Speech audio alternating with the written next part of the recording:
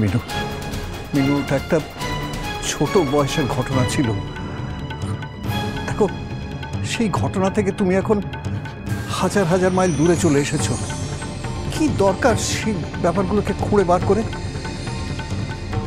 আমিও অনেকবার ভেবেছি বাবা এই কথাটা নিয়ে। আমারও মনে হয়েছে যে এইভাবে হয়তো কথাটা বলা আমার ঠিক হবে না। এই আমার মনে হয়েছে যে থাক, কথাটা বলার দরকার নেই। আর পরক্ষণেই মনে হয়েছে ছোটনের মতো একটা ছেলেকে আমি কিছুতেই ঠকাতে পারি না বাবা। মিনু, মিনু, এটা ঠকাবার ব্যাপার নয়, কিন্তু এটা একটা সিম্পল ভুল ছিল। যে ভুলের মাসুল তুমি অনেক কুটেছো। তাহলেও বাবা, আমি যদি নিজে না জানাতে পারি কথাগুলো, তাহলে মন থেকে কোনোদিন শান্তি পাবো না। আমি ছোটনের কাছে সব দিক থেকে একদম পরিষ্কার থাকতে চাই। ও যদি ভবিষ্যতে কোনোদিন কারোর কাছ থেকে, মানে অন্য দিক থেকে কোনোভাবেই কথাটা জানতে পারে, তখন তো কি করে জানবে শুনি? জানার তো আর কোনো উপায় নেই। যার কাছ থেকে জানতে পারতো সে তো আর নেই এ দুনিয়ায়। তবু মা, আমি একটা নতুন জীবন শুরু করতে চলেছি। সেখানে আমি কোনো গোপনীয়তা রাখতে চাই না। তবে তুমি এতদিন বলনি কেন? এখন বলতে চাইছো কেন? আমি অনেকবারই বলতে চেয়েছিলাম বাবা, কিন্তু নিজের মনের দ্বন্দ্ব কাটিয়ে আমি বলে উঠতে পারিনি। তাছাড়া আমাদের বিয়েটা নিয়ে তো অনেকদিন ধরেই একটা গোলমাল চলছিল। বিয়েটা হবে না হবে না সেটাই তো অনিশ্চয়তার মধ্যে ছিল। এই সব কিছুর মধ্যে আর বলা হয়ে ওঠেনি। তাছাড়া এই কথাগুলো তো আমার জীবনের খুব একটা সুখের কথা নয়। সেই ঘটনার পর সে যে তুই সাদা কাপড় পরতে শুরু করলি, আর কোনো রং তুললি না তোর গায়ে। এবার যেন বিয়ের পর আর সাদা শাড়ি পরিস না মা। সাদা আমি একদম অন্য কারণে পরি না। সেদিন যে কারণে সাদা পরতাম, আজ সেই কারণে আর সাদা পরি না। হ্যাঁ, এই কথা ঠিক যে সেদিন একজন মানুষের অনুপস্থিতির কারণে আমি সাদা রং গায়ে তুলেছিলাম, কিন্তু আস্তে আস্তে সাদা পরাটাই আমার অভ্যেস হয়ে গেল। সাদা পরলেই মনে হতো আমি খুব শুদ্ধ আছি, খুব পবিত্র আছি। সাদা রংটাই যেন আমার জীবনে শুদ্ধতার প্রতীক হয়ে দাঁড়ালো। আজ আর সাদা ছাড়া অন্য কোনো রং পরার কথা আমি ভাবতেই পারি না। কিন্তু মিনু, বিয়ের পর যদি তুই সাদা শাড়ি পরিস, তোর শ্বশুরবাড়ির লোক কি বলবে বলতো? হ্যাঁ, ওর সব পুরনো বনেদি পরিবার, কত নিয়ম কানুন। নতুন বউ সাদা শাড়ি পরে ঘুরছে, সেটা কখনো ওরা মেনে নেবেন? বিয়েটা যদি এখন না হয় তাহলে? বাবা, আমার অভিজ্ঞতা নাও মা। তারিখ সমস্ত ঠিক হয়ে যাবার পরে তুমি ছোটনকে কথাটা বলবে। সে যদি ভাবে যে বিয়ের আগে না বলে সবকিছু ঠিক হয়ে যাবার পরে তুমি ওকে কথাটা বললে, ও যদি কথাটা ঠিক মতো ভাবে না নেয়? আমি ওকে যতদূর চিনি ওই সব কথা বলার ছেলেই নয়, ভাবারও নয়। তুমি ওকে কতটুকু চিনতে পেরেছো তা আমি জানি না বাবা, তবে আমি কিন্তু ছোটনকে মানুষ হিসেবে চিনতে খুব একটা ভুল করিনি।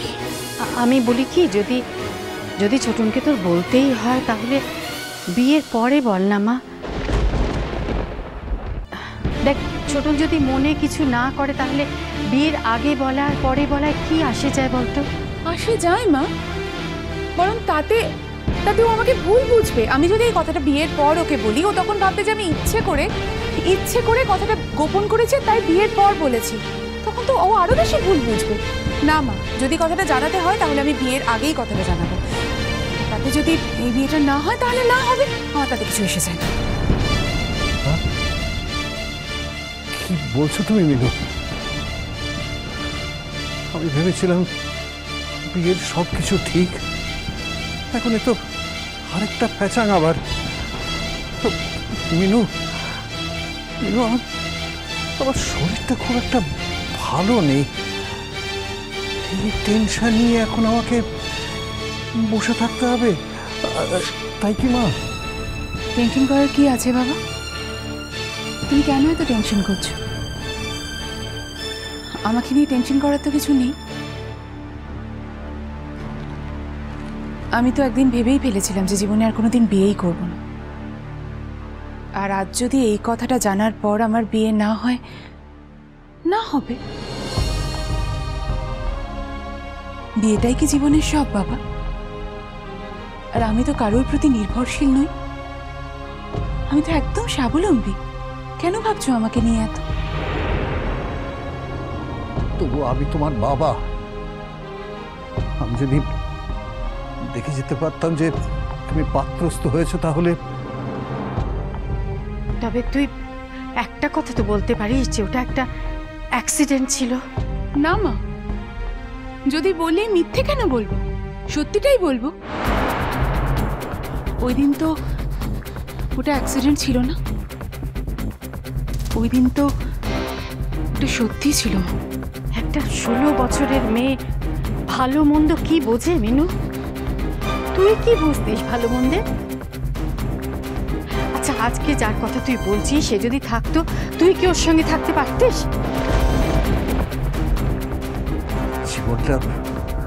জীবনটা তোমার তখন যেরকম অন্ধকারের ভেতর চলে গিয়েছিল, অন্ধকার থেকে আলোয় আমরা কিভাবে তোমাকে টেনে নিয়ে এসেছি সেটা আমরাই জানি। আমি কিছু ভুলিনি বাবা, আমার সব মনে আছে।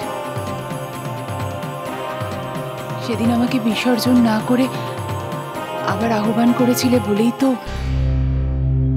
দাদারা চিরকালের জন্য তোমাদের দিক থেকে মুখ ফিরিয়ে নিল। তোমার দাদারা মুখ ফেরালে আমাদের বয়ে গেছে। দাদারা বোনকে একবারও বাঁচাবার চেষ্টা করেনি, উল্টে আমরা বাঁচাতে গিয়েছিলাম বলে বাধা সৃষ্টি করেছিল। সেই সব ছেলেরা যদি মুখ ফিরিয়ে নেয়, আমাদের কিচ্ছু এসে যায় না মিনু। তোমার বাবা তো বড়াই করেছেন, তার ছেলেরা এই করেছে, তার ছেলেরা ওই করেছে, সব রোজগেরে প্রতিষ্ঠিত ছেলে। ওদের প্রতিষ্ঠায় আমার খুঁড়ে খুঁড়ে নমস্কার। মুশকিল থাক না, দেখো আমাদের মেয়ের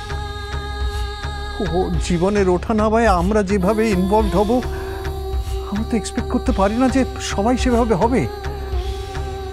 বাবা, কাল তুমি আমাকে একবার খোলা মনে যেতে দাও। আমি যতক্ষণ না নিজে গিয়ে সব কথা জানাতে পারছি, আমি শান্তি পাবো না বাবা। ঠিক আছে মেনু, তুমি যখন যেতে চাইছো যাও, আমি তোমাকে আটকাবো না। ডিটেলসে গিয়ে সবকিছু জামাইকে বলো। তবে একটা কথা, যদি তুমি বলতেই চাও তাহলে শুধু ছোটনকে বলবে। ও বোঝদার ছেলে, বাড়ির অন্য কাউকে আবার বলতে চেও না। মা, এই কথাটা জানানোর দায় আমার শুধু একজনকে, আর আমি তাকেই জানাবো। অন্য কাউকে জানানোর দায় তো আমার নয় মা। সে যদি মনে করে তাহলে সে জানাবে।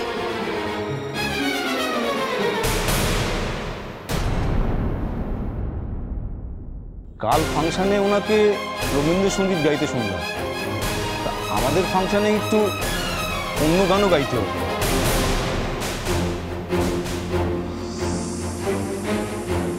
না, উনি অন্য গান গাইতে পারেন না, উনি শুধু রবীন্দ্রসঙ্গীতই গাইতে পারেন। আর তাতে যদি আপনাদের কোনো অসুবিধা থাকে তাহলে এখানে টাকা পড়ে রয়েছে, এখনো খুব বেশি দেরি হয়নি, টাকাগুলো ফেরত নিয়ে যায়।